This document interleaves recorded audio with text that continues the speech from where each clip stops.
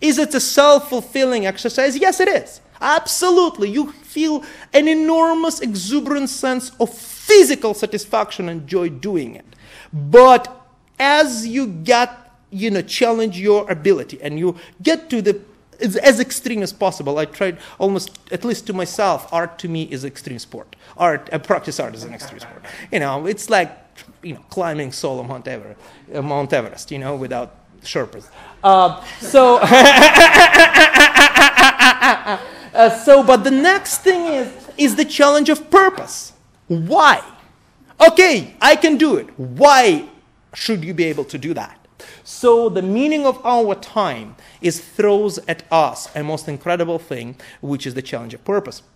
And to me, after that, just doing that, well, I think I can do something. That's my first venture into the sort of public arena, because after I did these two things, you put all that you've got. It took me, after that ceiling that I did, that Soul of the Hero, it literally took me 8 months. I couldn't move. I couldn't draw. I couldn't put a line on. That's it. You were done. Everything that was ever in me was already not in me. And then you think, okay, and all that is locked in a private, essentially, house. That's not, I believe in public art. That, the only reason I did it, because that was the only way to do it. I'm glad it's great. These people were supportive of me. Great clients went all the way with me. It's incredible. But conceptually, art belongs to the people. That's, again, all the thing ingrained in us, that what we kind of believed in Russia. Art is a communal effort. Art is us. So that's any opportunity I had to jump on a public project. Oh, are we? Okay, well, it's still a lot to go. So that was this. So that was the first. And then coming to this idea that was the ideas uniting all three monotheistic faiths, then developed into that Fire of Peace project. And then I got a Peace Prize for that, Presidential Peace Prize in the Philippines. That's with the President Arroyo. So it's our times, our challenge, and our tools. So we own our times. So that, so as you think, since I had a sense of this imminent crisis that is coming, everything I knew about society, it was inevitable. You cannot run a world like there is no tomorrow, because otherwise there is no tomorrow. So for 3 years I worked on the piece for the Carnegie Art Museum, small museum for that was acquisition for the permanent collection, called Quiet Steps of Approaching Thunder.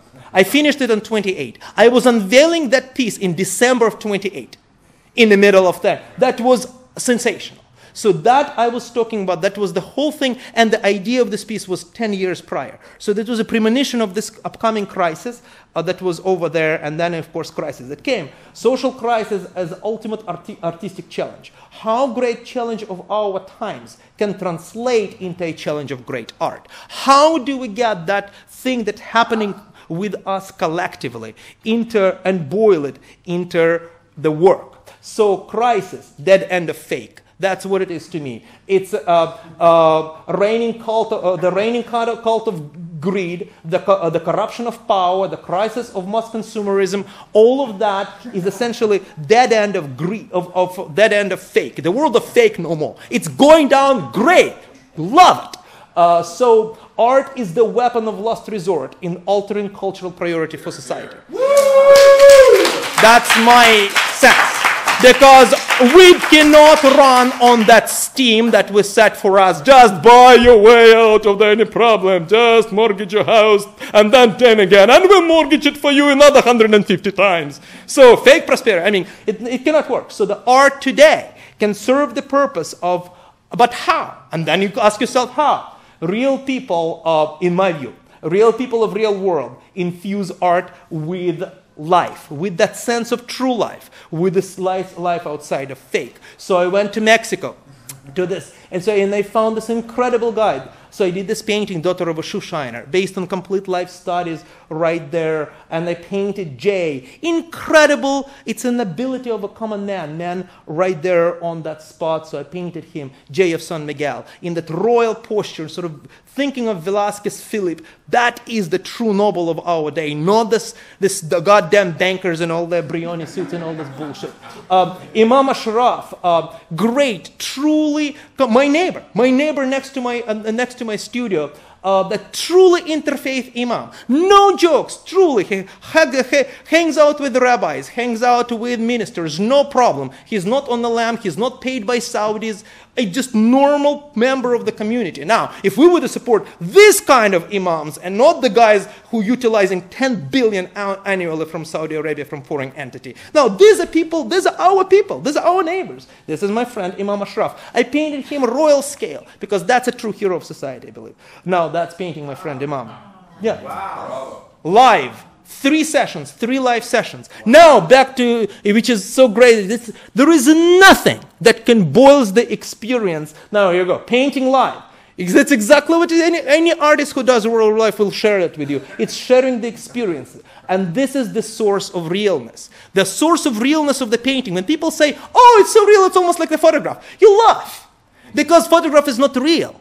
It's two-dimensional. It's supposed to be like real. It's not supposed to look like a photograph. So the source of that realness is so important. So to me, the next one was, I just finished that portrait, Learners of the Mingus, Howard, Janika, Auburn, Chris, Ronald, and I did that. They posed for me my loveliest neighbors from the Mingus Hills, Cal State the Mingus Hills, and I did it for them as the official 50th anniversary piece, completely live, and Millie, the president, it was just so well received. So the question that always pops in your mind, creating the image that speaks. And what it is to me, image that speaks, it's the force of real that counters the fake. It's the engagement of beauty as the bridge to the heart of the viewer. It's the power of content. You know, it's bringing up the burning questions. And as people ask, okay, what is it that you do? And I could never use all this classical realism, all this terminology, never fit to what I'm doing. So I can invent my own term to what I'm doing. I call it novorealism. Combining meaningful and real in art. The method of creating an engaging, convincing, and relevant, complex image. So, and one of the examples of that, The Last Ride. And that's how it all goes. From the sketches, through the live studies, from doing these things with your models and doing it in a studio. Boom! That comes to the image. How could you talk in the middle of Iraq affair? I mean, another fake politics, fake wars.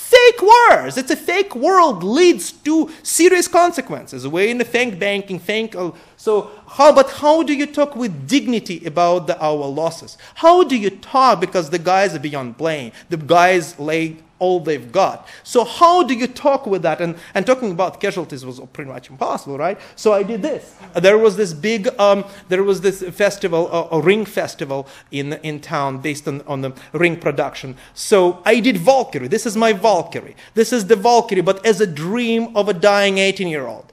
What is the dream of a dying 18-year-old? He's being carried away on the arms of the girl of his dreams. That is, we boil it down to essentials. So this is the guy, this guy that ripped to pieces, that gave all he's got, nobly and beautifully and honorably. But that is, if we're exploiting the dreams of 18-year-olds, that's what we do.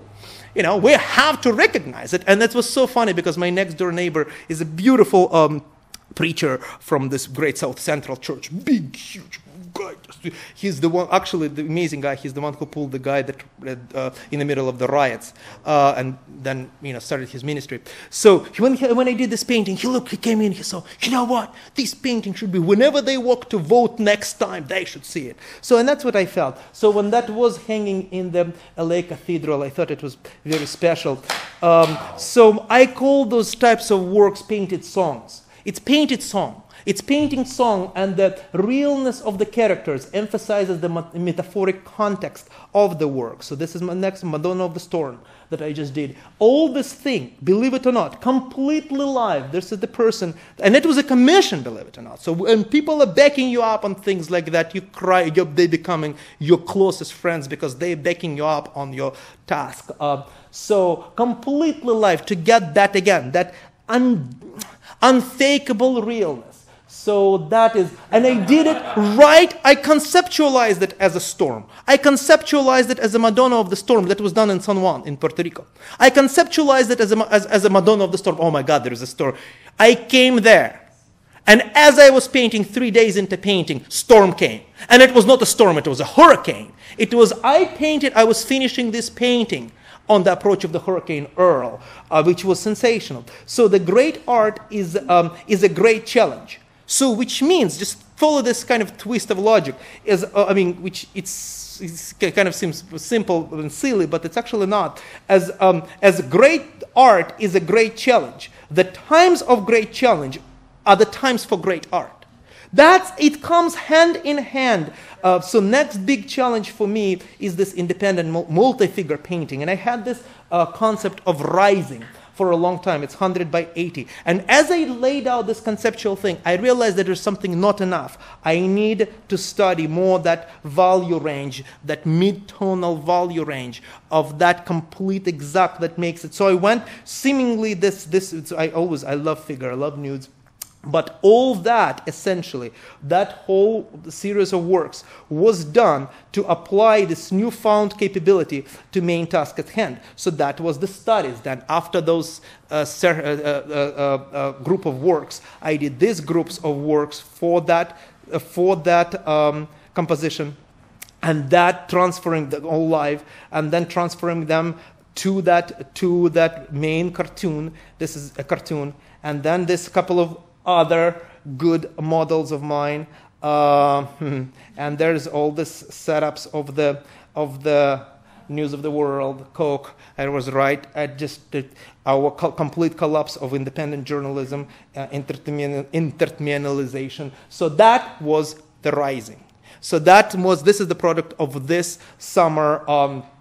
That's my summer work, nonstop in the studio, and that was in the show. So that's what to me happening to us collectively as people, as society today. These giants and the people who posed for me, they're fighters, my next door neighbors, fighters who essentially this kind of church-based. Oh my neighbors! I look at this. You go right next door, and you got the entire world that pulling out these guys from the street, this super talented, athletically kids, and put them through this intensive training program, and and they to qualify through. With a goal, with the idea, dream to qualify for the Olympic team. But they are their stories. So when they come and saw me in the process of doing that and said, that's my story. That's me. That no force of that totalitarian society that is driven by that greed, this money, this Brioni suits, that Brioni ties, that and a Campbell soup to me, because significantly, historically, there's no questions or debate about historic significance, but all the thing of pop art, of glorifying consumerism, we're at the dead end of that. So all this is essentially, that torture chamber that chops the wings of the giants. Yeah, we're almost there. Yeah. So there's that. So that's that. That's that. That's that. So and that's when it goes to the viewer. When it goes to the viewer, and then people see it. It was just at the art form. So this art form, the one I love, it's a serious form of contemporary art, equal among others, and communicating the image for our time. It's a meaning, engagement, conviction, and relevance. And to me, serious contemporary American realism is a key element in the all-together collective umbrella, big umbrella art of the 21st century. And so here it is.